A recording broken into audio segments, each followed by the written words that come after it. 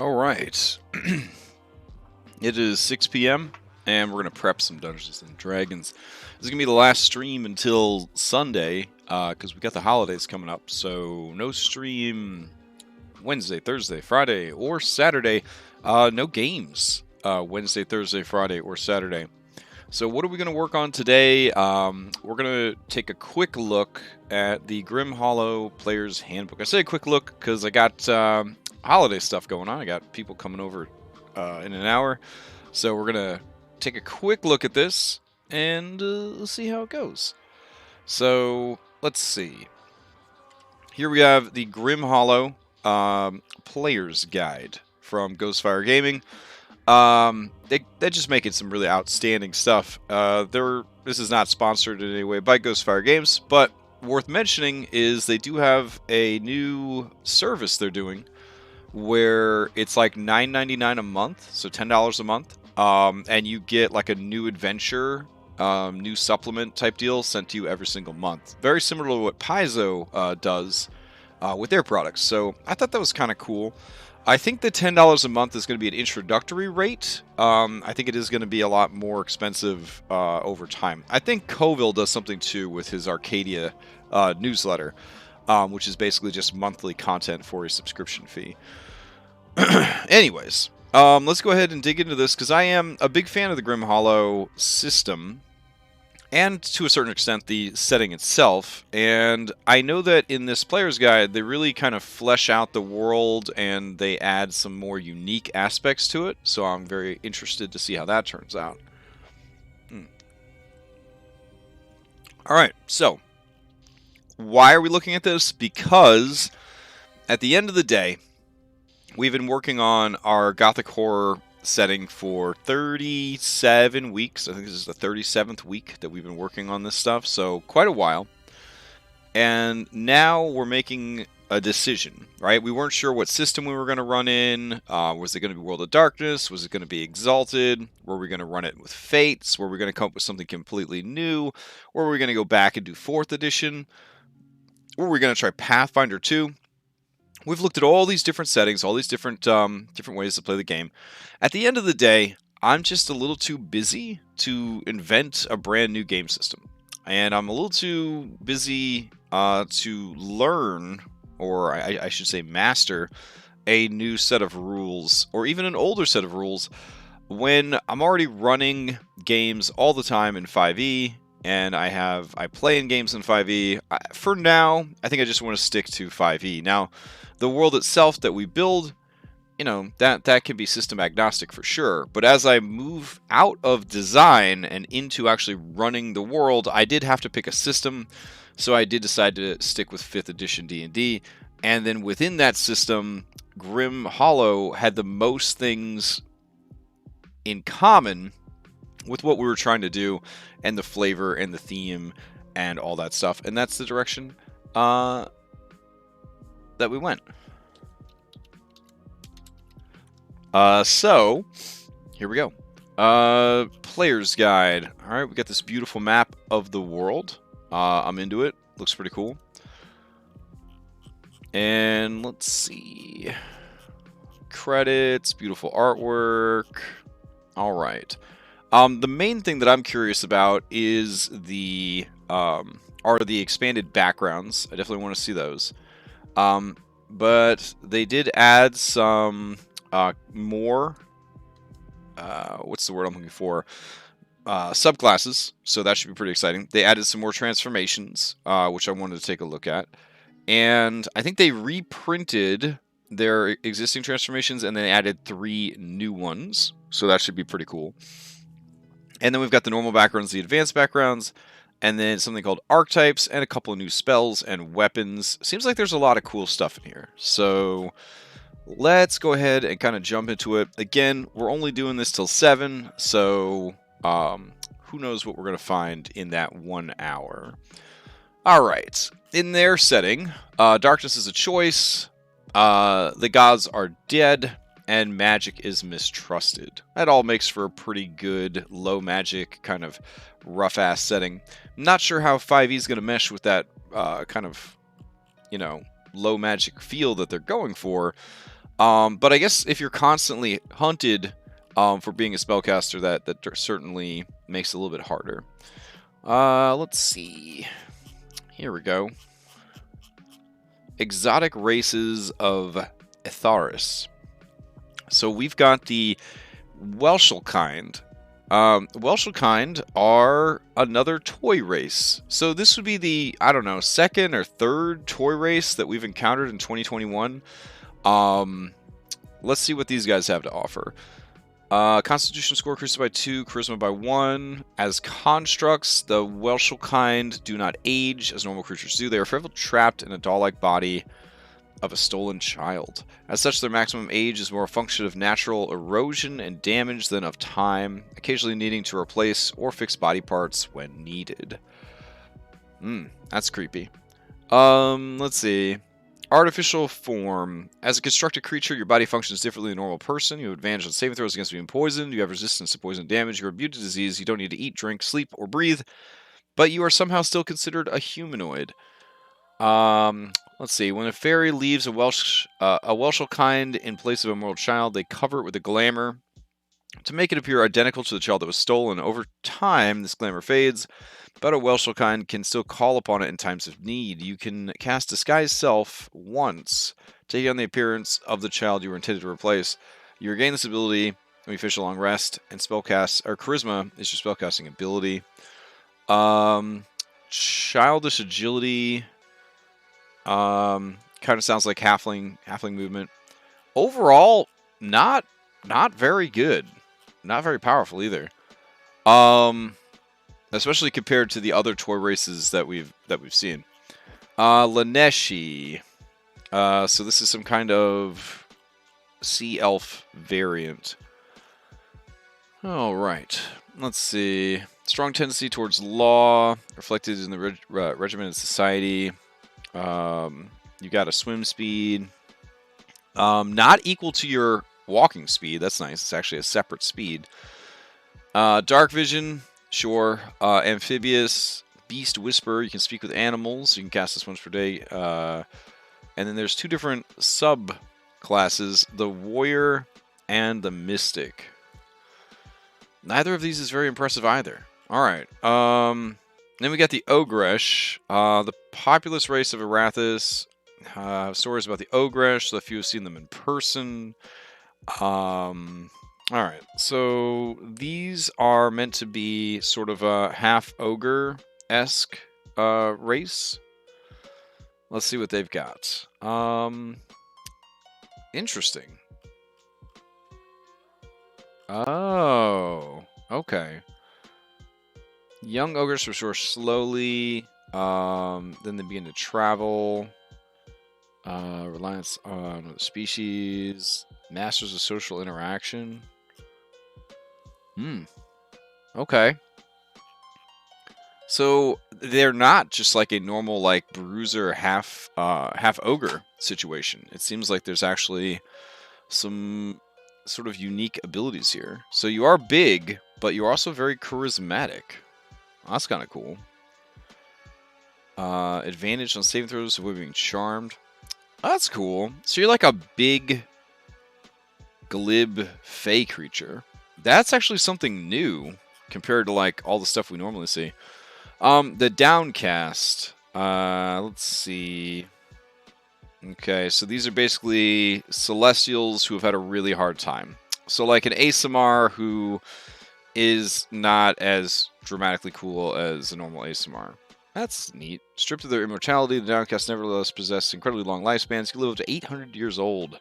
Former servants of the gods, most Downcast retain their good alignment.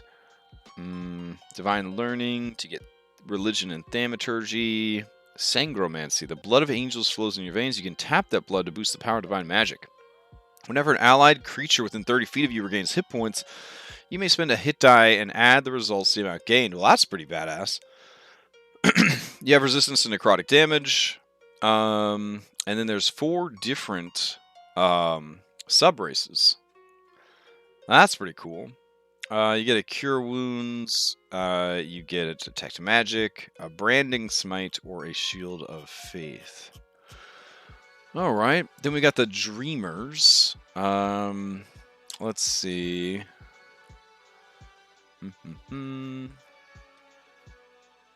So the Dreamers actually sound pretty cool. Basically, it's an older race even than the Elves. I kind of like that idea maybe for our setting. But let's see what they've got here. When asleep, a dreamer can reach out and touch the dreams of others within 1 mile. Additionally, after finishing a long rest, and provided you slept during that time, you choose one skill or tool proficiency until your next long rest. You may add a bonus equal to your proficiency to any rolls you make using the selected skill or tool. Not the same as being proficient in it, which is an interesting choice of words. While asleep, you don't suffer penalties to perception rolls utilizing senses other than sight.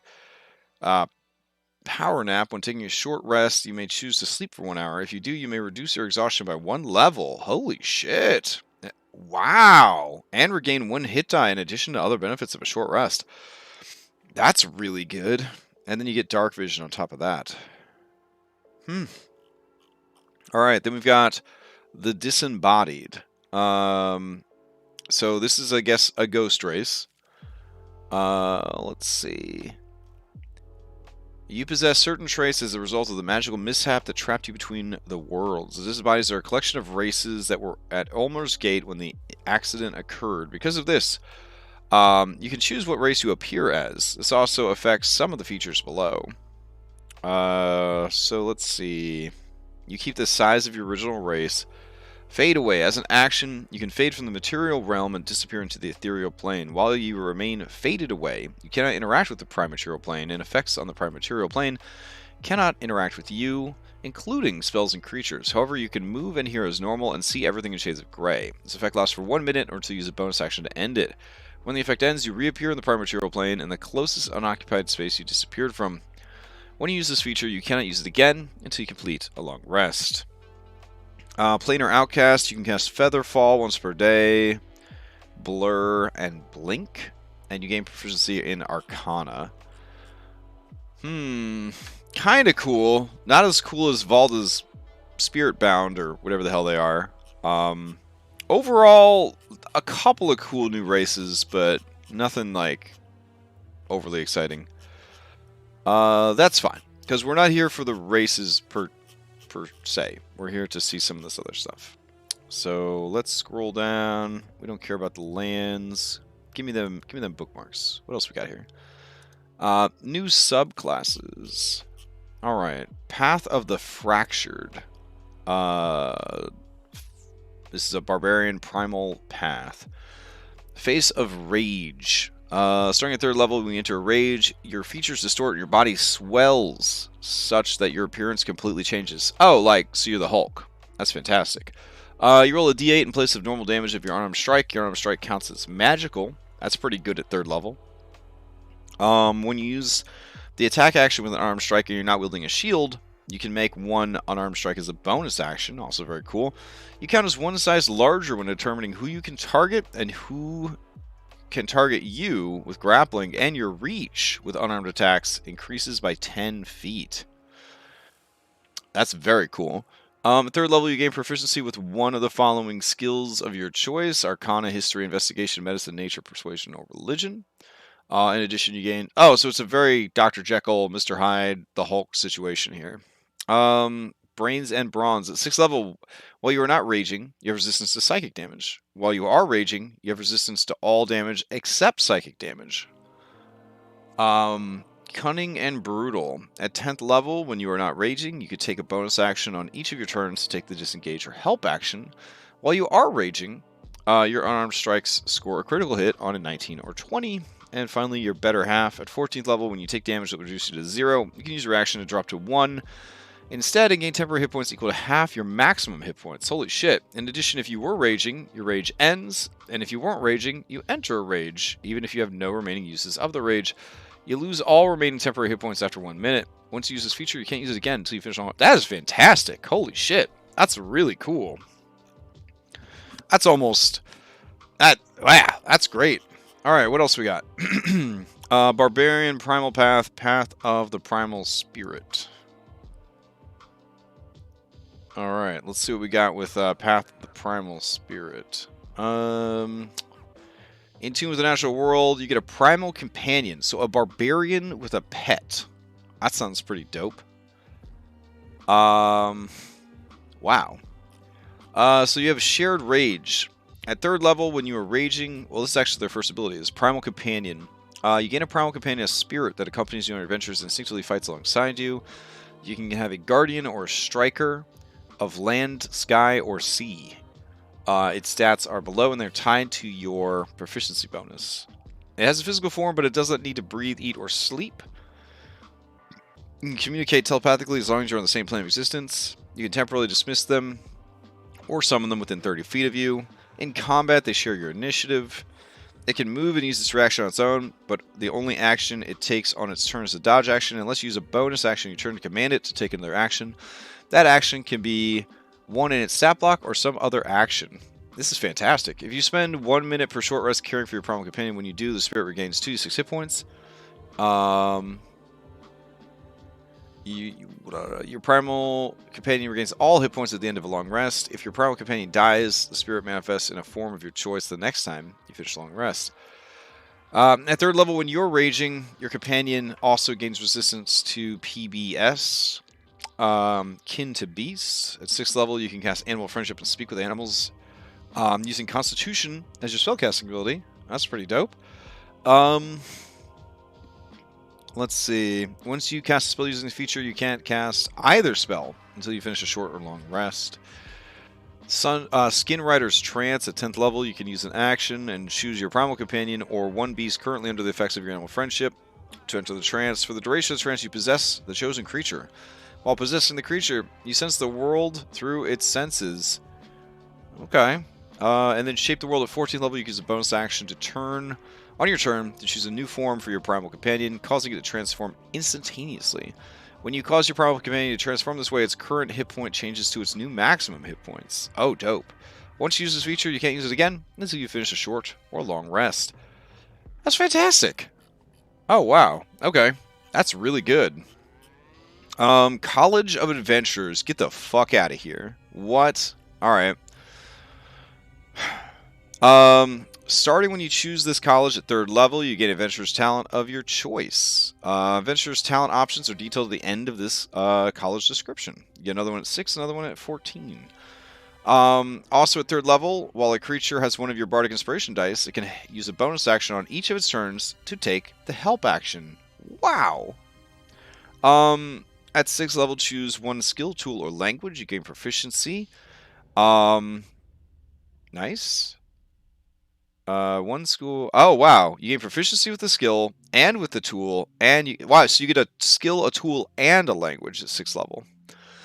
Improvisational talent. Starting at 14th level, when you finish a long rest, you can choose one adventurer's talent you know and replace it with one that you don't. And basically, you learn skills from other classes. That is amazing. Fuck. Wow. Alright. College of Requiems. At 3rd level, you learn 2 necromancy cantrips of your choice. These count as bard spells for you. Pluck the Heartstrings. Being at 3rd level, you gain the ability to use your bardic inspiration to pluck at the tethers of life within a creature. A creature with one of your bardic inspiration die can expend it when dealing damage with a weapon attack, dealing additional necrotic damage equal to the result. Additionally, when a living creature that has your bardic inspiration die is reduced to 0, it can expend the die as a reaction to instead be reduced to 1 hit point. That's amazing. Wow. Wow. Okay. Okay. That brings us to Stir the Bones. 6th level, you can animate dead. It counts as a bard spell. It doesn't count against the number of bard spells you know. When you give a creature one of your bardic inspiration dice, choose a number of undead creatures equal to your proficiency bonus under your control within 60 feet of you. Chosen creatures each gain a dirge die, which they lose if they do not spend within the next 10 minutes. Dirge dice can be spent the same way and under the same circumstances as bardic inspiration. You can also issue mental commands to undead creatures under your control as part of the same bonus action. When an undead creature you control expends a dirge die on an attack roll that hits, it can also apply the result to the damage roll. Wow. And Dance of the Dead. At 14th level, when you cast Necromancy spell that targets only one creature, you can have it target a second creature within range. This does not consume additional components. That's pretty cool. Not great, but pretty cool. The Eldritch Domain for Clerics. That sounds amazing. Unpredictable Inspiration. Choose any cantrip. Well, oh, wow. It counts as a cleric spell for you. So you can be a cleric with Eldritch Blast. I mean, they didn't tell you to take Eldritch Blast, but that's what you're going to do. Eldritch Contagion. Starting at first level, you've been gifted with the ability to impart a fleeting taste of the unknowable on others. When you cast a spell, the spell slot of first or higher targets one more creature. You can use a bonus action on the same turn to force one of the spell's targets to make a wisdom saving throw. And then they get an Eldritch effect from the Eldritch effects table. That's pretty cool. Alright. These are all looking pretty good. Inquisition Domain. Oh my god. These are exactly what we need. This is what we're here for. Oh my god. Circle of Blood Druid? What? Okay. Circle of Mutation. Awesome. Yeah, sorry. We're going to be here all night if I don't start moving quicker through these. But oh my gosh. This is really good shit. The Bulwark Warrior. So this is a warrior that's actually made for tanking. Starting at 3rd level, once per turn, whenever you make a melee attack against a creature, you can taunt them into attacking you. When a creature you've hit since the start of your last turn attacks someone other than you, you can use a reaction to force them to attack you instead. Oh my! This effect ends early if they move more than 5 feet out of your reach. You become incapacitated or you die. Oh, so it's you kind of have to take yeah, you kind of have to take Sentinel to make it work, or the DM has to be a pretty good sport, because otherwise they're just going to move away. I guess you'd get an opportunity attack on them, but...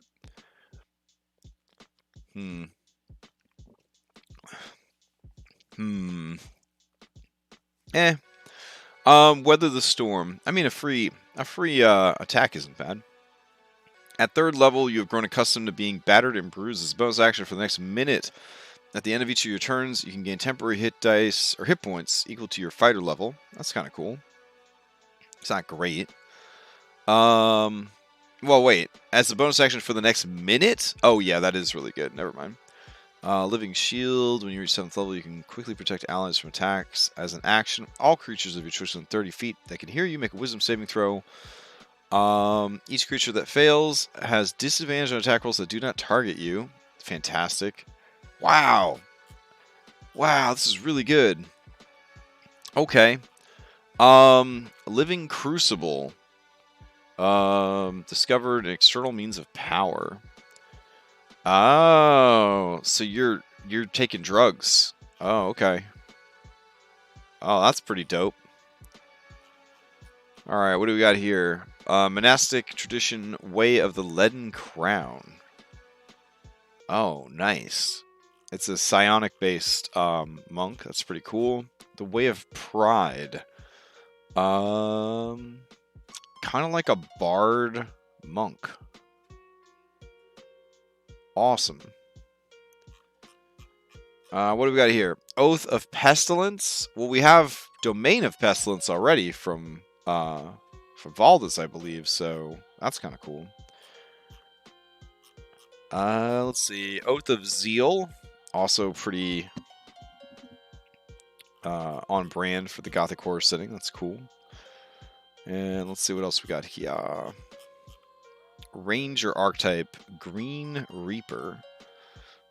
Green Reaper specializes in a school of assassination that specializes in harvesting and catalyzing the toxic elements of flora and fauna. Starting at 3rd level, you learn an additional spell when you reach certain levels in this class, shown in the Green Reaper spells table. The spells count as a ranger spell for you, and they don't count against the number of spells that you know. Detect Poison, Disease, Hold Person, Bestow Curse, Greater Invisibility, and Cloud Kill. Most of those are pretty damn cool. Envenomed Attack. At 3rd level, you can use your Poisoner's Kit as a bonus action to coat a weapon or up to 20 pieces of ammunition with a dose of toxic poison for the next minute. Each time you do damage with a weapon or ammunition, you deal an additional 1d4 poison damage. Yawn. You can do this a number of times equal to your proficiency bonus. And expended use of this feature recur. Why can't you just do it? Like, why can Ranger never have anything nice? I don't understand. Toxic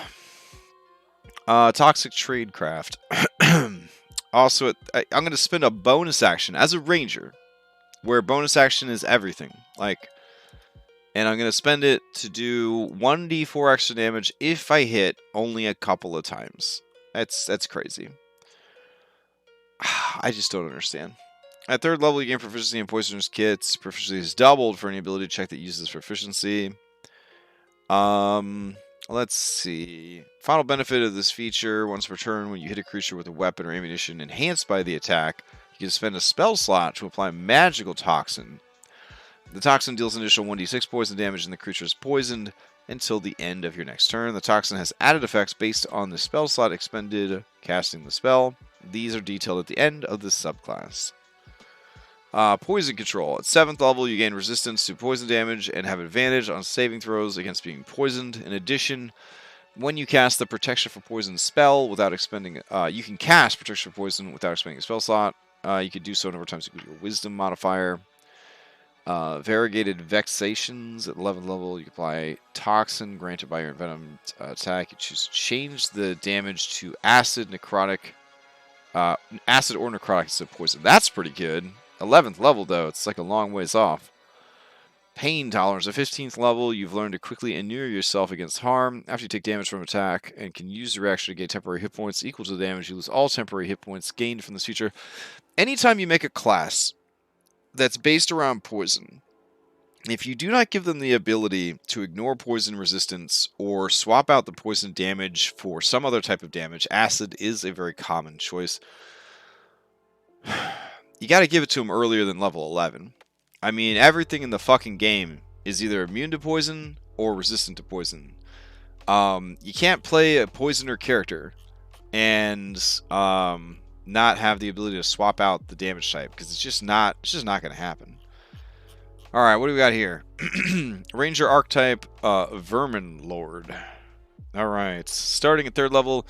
You get an additional spell when you reach certain levels in this class, blah, blah, blah. Consumption, Animal Messenger, Flash Fever, Freedom of Movement, and Contagion. I know some of these are like new spells, I believe. I wish they had sort of marked them as new so that, you know, we could go and check easily in the back of the book. Verminkin. You can comprehend and verbally communicate with vermin. Additionally, you can use an action and expend a spell slot to summon rodent hordes. When you do, you summon a number of swarms of vermin equal to the level of the spell slot expended. Each swarm is summoned to a space you can see within 30 feet. This feature recharges on a short or long rest. Swarms summoned in this way go on your initiative, starting on your next turn. These swarms obey your verbal commands. No action is required by you.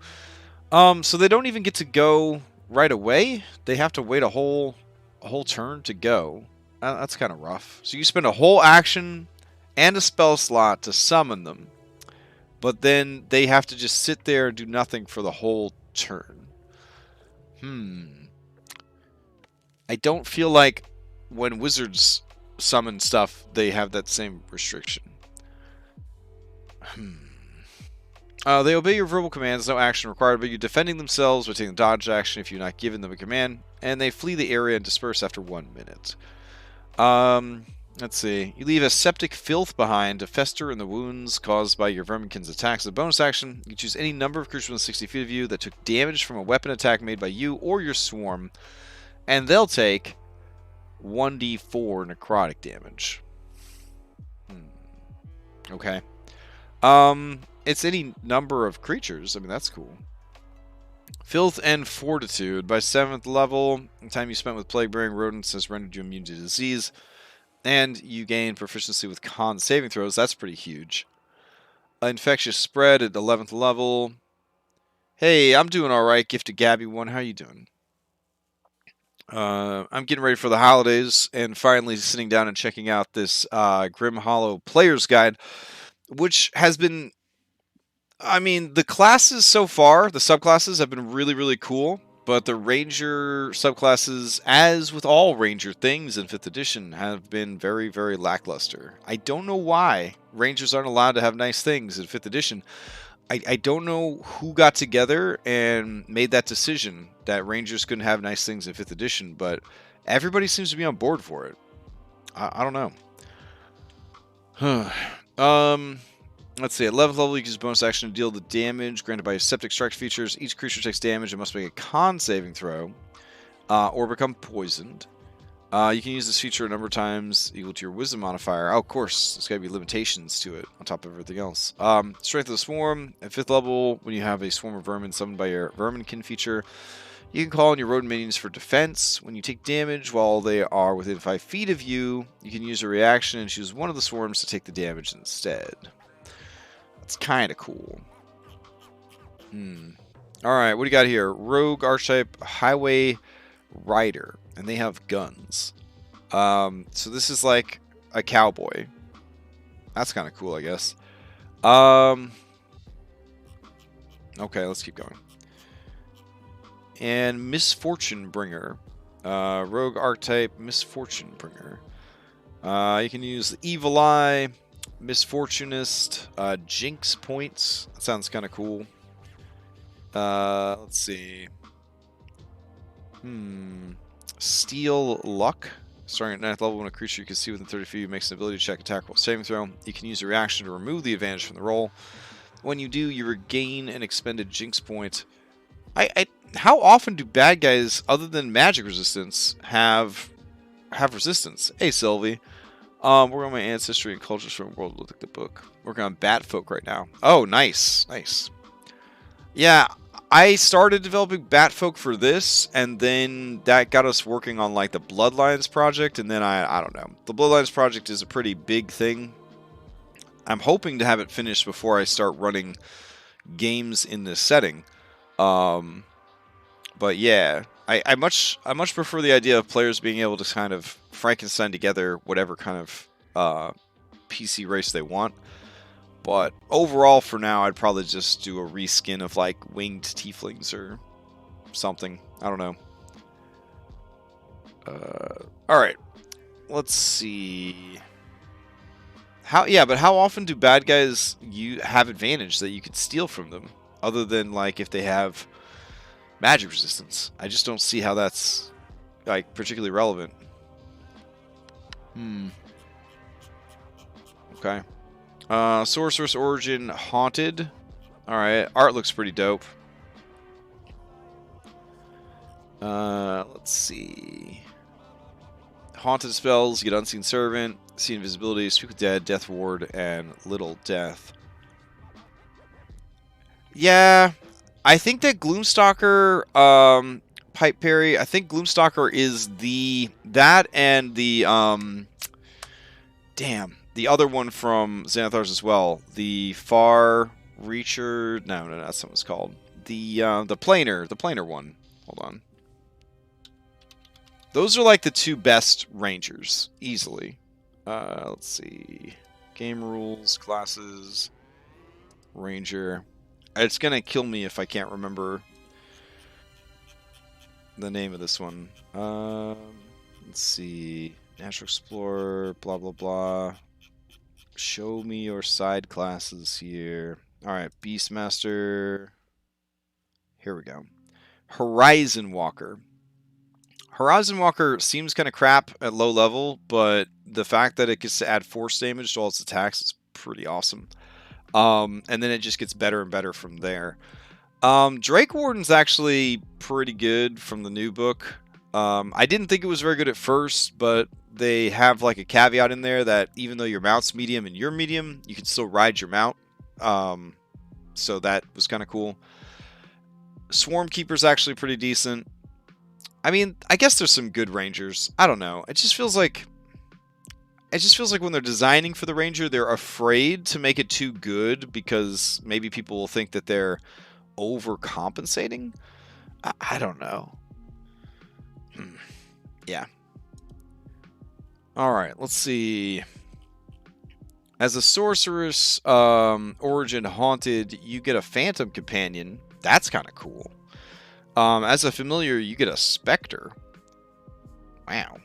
An Undead Spectre. That's pretty neat.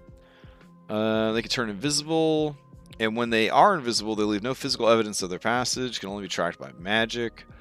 And they can attack with their life drain attack. Oh, wow.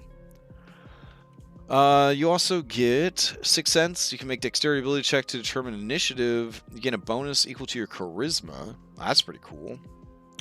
Strength of spirit, 6th level. Your bond with the specter is stronger. Deathly pallor. You gain resistance to necrotic damage. In addition, sorcerer spell that deals damage, you could choose to change the damage type to necrotic. Oh, wow. Necro fireballs. Oh, man, that's pretty dope. Phantom Possession at 14th level, especially in my games where I like to give human beings like weakness and necrotic. Yeah. Let's see. Phantom Possession. It's 17th level as an action. You can direct your Phantom Companion to attempt to possess someone. That's pretty dope. 18th level, you could transform into a specter when you near death, which is also pretty cool. Okay, that one's awesome. And let's see, Wretched Bloodline. Essentially, you have demonic blood. That's cool. All right. 3 different flavors of demonic curses. Terrifying Visage. Vengeful Summons. Wow. Alright, that's all very, very cool. Warlock Patron, the First Vampire. Well, I'm going to say that Warlock Patron, First Vampire, without reading it, is probably pretty relevant to our campaign setting, where one of the Dreadlords is the First Vampire. So, yeah, holy shit. Okay. You get False Life, Bane, Alter, Self. Levitate, Conjure Animals, Bats, Rats, and Wolves only. Gaseous Form, Dominate Beast, Greater Invisibility, Dominate Person, and Seeming. Those are some pretty good spells. Minus Alter Self. At first level, the Predator of the Night, you have Blessed with Dark Vision. You either have 60 feet or it increases by 60 feet. You can drain life like a vampire. You can polymorph at 6th level into a bat or a wolf. Okay. You can drink blood to gain back spell slots. Oh my. Okay. And at 14th level, your vampire patron grants you a taste of true mortality. You no longer age. You gain resistance to necrotic damage. Okay. Wow. And you get minor regeneration. Okay, that's really good. Let's see. Otherworldly Patron, the Parasite. Your patron is a cosmic parasite, draining the vitality out of whole peoples and worlds. Oh, wow. Upon forging a pact with such a patron, you become host to one of its nascent offspring. You gain the ability to siphon spells. Oh my god. Your physical form gets enhanced as you become more and more alien. You gain the following benefits. Max hit points increase, dark vision increases, movement speed increases, advantage to saving throws against disease and poison. Your jump distances are tripled. You gain a climb speed. Oh my god. Symbiotic Sentinel. Starting at 6th level, your patron remains alert to all threats to its host at all times. You can no longer be surprised. And gain advantage on dexterity ability checks made to determine advantage. You also gain advantage on saving throws against being charmed or frightened. Wow, okay. I guess the Warlocks could... Wow. What level will you be starting at in your campaign? Oh, so for the Gothic Horror game, I'm probably going to run a series of short adventures that are in some way sort of chained together. Similar to, I guess, like Ghost of Saltmarsh and Tales of the Yawning Portal. So, like, they're all going to be in this campaign setting that we built on stream, but they're going to be, like, separate in that I could have different groups of players play in them, but they're going to have, like, a narrative thread that sort of ties them all together. So we'll have, like, a lower level one, and then we'll get done with that, and we'll skip to, like, a mid-level one, and then we'll go to the, to, like, a level 10-ish one, and then we'll go to, like, a higher level one. And that'll allow us to explore different parts of the world without committing to a long, ongoing campaign. Because I'm currently running 2 very long campaigns. I currently finished a 2.5-year-long campaign, so I'm trying to avoid starting any more super duper long campaigns. The other campaign I'm starting in January is Wild Beyond the Witchlight, which is only like levels 1 to 7, 1 to 6, I think. So I don't anticipate that being an overly long campaign. But for this particular campaign, we'll definitely start with a low-level adventure, and then we'll start to kind of ramp it up from there. Alright, what do we got here? Wizard Tradition Plague Doctor. Oh, that sounds dope. Make potions. Bad medicine. Good medicine.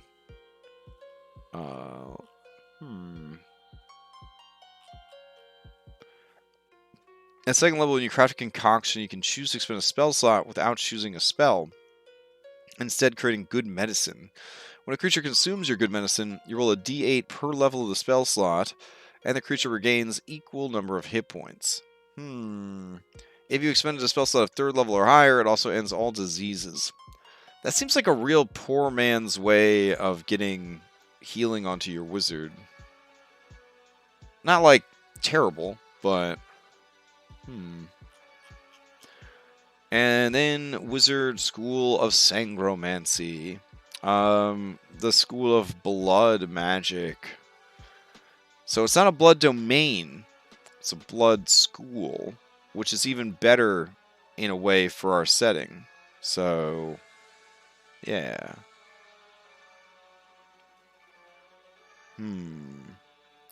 Also, Gift of Gabby, your rabbit trait with the is looking pretty slick. The cooking and the ears, that's looking pretty good.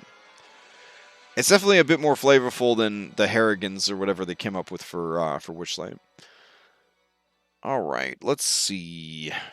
Full-blooded, starting at 2nd level, you gain a pool of d12s so you can expend instead of a hit die when you cast Sangromancy spells.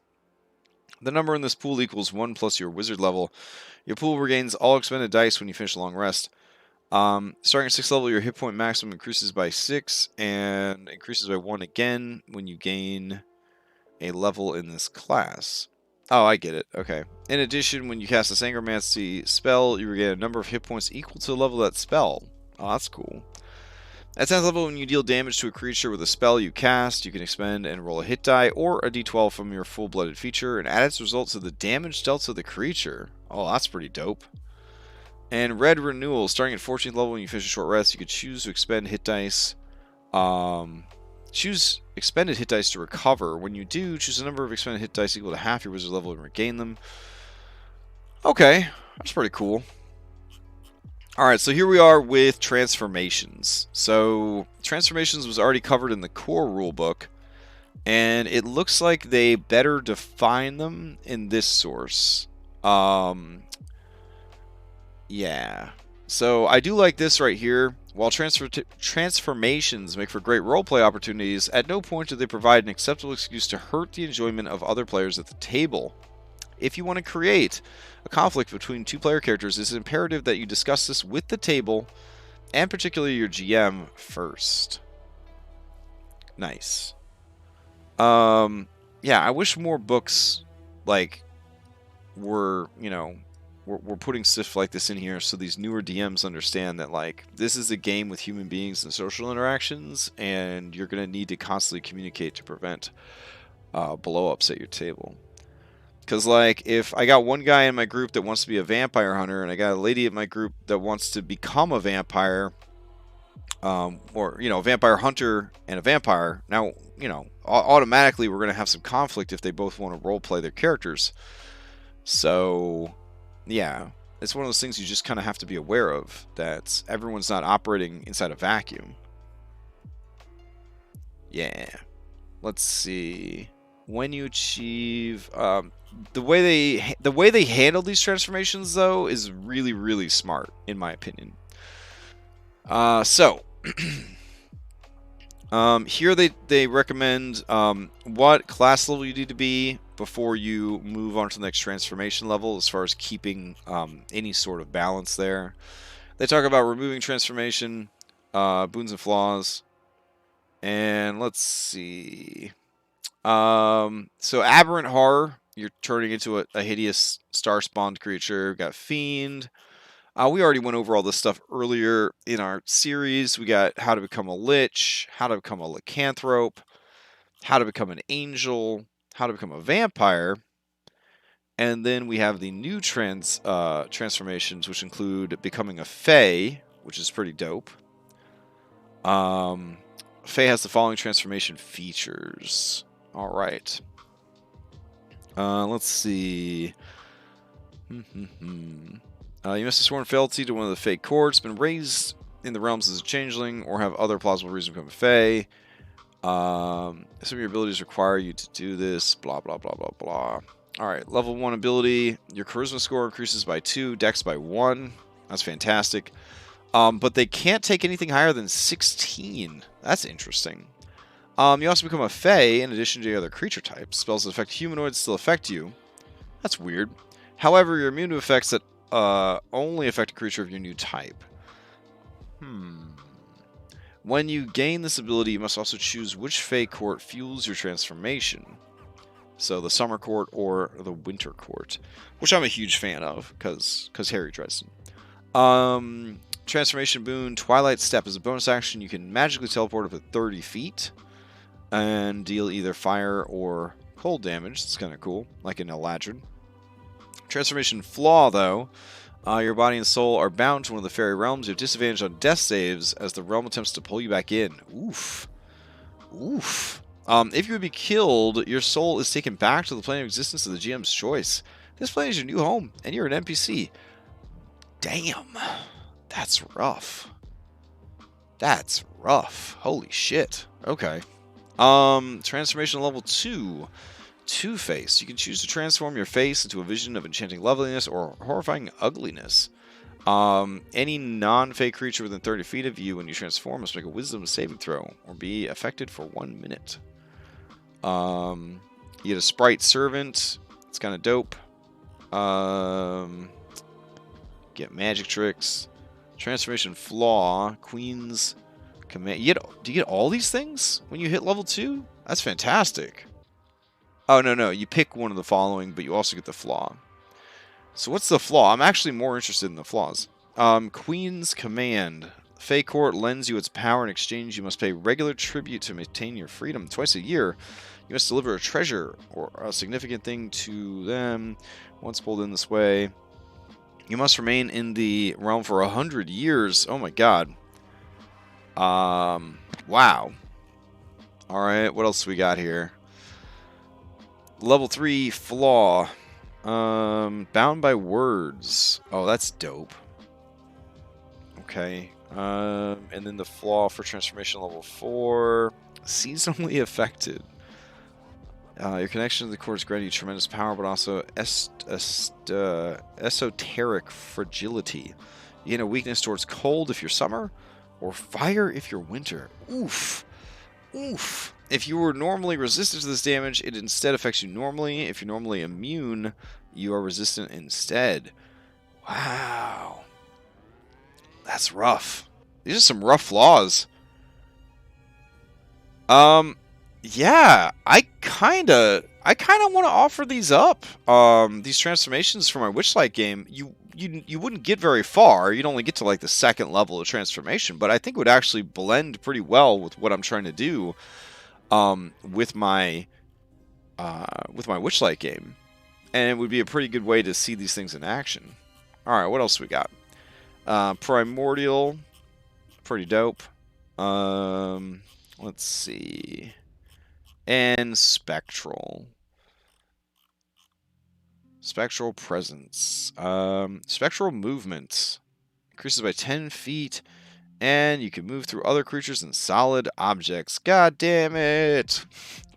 Everybody wants to move through walls. That's like the new thing this, with this, Valda's had it. This one has it. I think there was one more that we looked at that had, walking through walls is just a general thing you could do. But what is the flaw here? Your body and soul have a tenuous grasp on existence. Disadvantage on death saves. Blah, blah, blah, blah, blah. Okay. Man, that's some risky business. Okay. And then we've got the backgrounds, and let's see. Backgrounds are a great tool for making characters that feel like an organic part of the setting. So we got normal backgrounds, one of the taken on the fringes of civilized worlds. Parents warn their children not to wander away from their homes, especially at night. The many creatures that haunt the forest, from the fairy folk to the minions of the great beast, spell doom for the innocent who stray too far into the darkness. Oh, and then you have flashbacks. While you don't remember your time away from the civilized world, you occasionally have glimpses of what happened. When you are making an ability check to know or remember something about a monster or some other piece of lore, you can re-roll the check. Oh, that's pretty cool. Let's see. Pox Touched. Lapsed Inquisitor. Fey Blessed. And then we go to advanced backgrounds. This is the main reason I wanted to check the book out, and we got 7 whole minutes to look at it, so it works out great. Let's see. Pauper. Any structural society, blah, blah, blah. You're poor. Alright, so you could be a beggar, a vagabond, or a pit fighter. Oh, that's kind of dope. What? Really? A clan member? Are these all under Pauper? A shaman? A tribes person? Oh, no. Okay, I see. I'm reading it so wrong. Okay. So up here we got Pauper, which then goes... Yeah, Pauper goes into Beggar. Beggar's got these ranks. And it goes into Vagabond. So we're looking for headers that big. So are these all just under Pauper? Sure as fuck looks like it.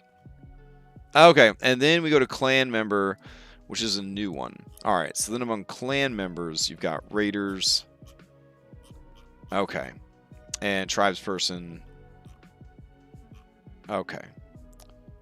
And then new talents, applied leverage when you make a strength athletics check to force open a door container.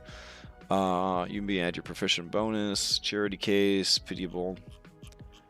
I don't know. I'm into it. Grimhollow, yes. Yes. Using character archetypes. An archetype is a common or typical representation of an idea or a form. In the case of characters in role-playing games, an archetype is a representation of an ideal form. A character that conforms to an archetype has a certain set of internal motivations and personality traits. Archetypes are themes that recur in narratives from mythology to modern books, comics, movies, games, and other media. Alright. You don't have to have an archetype. And they could be used to help flesh out NPCs, obviously. Do they have any sort of mechanical things? Or is this just a guideline for people? I think this is just a role-playing guide. That's actually really cool. That they don't have any mechanics. They're just there to kind of explain to you, like, oh, you want to be this type of archetype? Well, here's some advice on how to play this type of archetype. I'm into that shit. Okay. I definitely don't want to look at all these new spells right now. Overall, I'm going to say this is a pretty good book. There's some stuff that does not hit very hard or well. Some of it's pretty terrible. Some of it is absolutely phenomenal. The real meat here, I think, is some of the new subclasses are absolutely fantastic and very flavorful for the campaign setting that we have built. I think the transformations are fantastic, and I like the advanced backgrounds, though I don't really feel like I'm going to be running any campaigns anytime soon that would benefit from the advanced background rules, but it is cool to see them. Alright, cool. I'm glad we picked this up and we checked this out, and I think I'm going to go ahead and make this book available to my Wild Beyond the Witchlight groups. so that they can kind of make a decision about what they want to use, if they want to use any of this crazy new stuff. The way I'm running Wild Beyond the Witchlight is very Planescape, so pretty much it's, you could be any kind of character you want, sort of thing. So having access to some of these crazier homebrews might be fun for that. And yeah, we'll kind of see how that goes. As far as what we're gonna take from this book for our campaign setting, I guess I would allow anything from this book, but I would not make any effort to try to balance any of the stuff. Like, the Rangers in here are bad. I don't know, what to tell you. The Warlocks in this are very, very good. So there's not a lot of equity between the subclasses here, but still could be a really fun addition to the stuff that we're going to be using for our setting. All right. Well, it is Christmas week. This is the last stream of the week. Again, nothing until Sunday evening when we prep for... No, actually, fuck. I don't even know if we're going to prep on Sunday. Might not be anything until Monday, come to think of it. So this might be our last stream until Monday. So if you are interested in hanging out during this week, hit me up on Discord and join our Discord server. I think we're going to be playing some games, maybe, over the holidays. Maybe some Jackbox games, maybe some Wildermyth, maybe some Magic the Gathering with Tabletop Simulator. Lots of cool stuff. So if you are interested in having a place to hang out for the holidays, hit me up on Discord and get that invite and hang out on the server, because I think it's going to be a good time. New games are starting in the new year. Witchlight for me. Strixhaven for Sylvie. There's already a Witchlight game run by Orpheus, and at some point we'll be starting our Five Realms game, where we run through and start developing out through adventuring and through actual gameplay our Gothic Horror setting. So more than likely, we're going to put a couple of more Tuesdays into this, and then we'll probably end the world building series for a while and find something else to do with our Tuesdays. So we'll see how it goes. All right, hope everybody has a great holiday, and I will see you next time.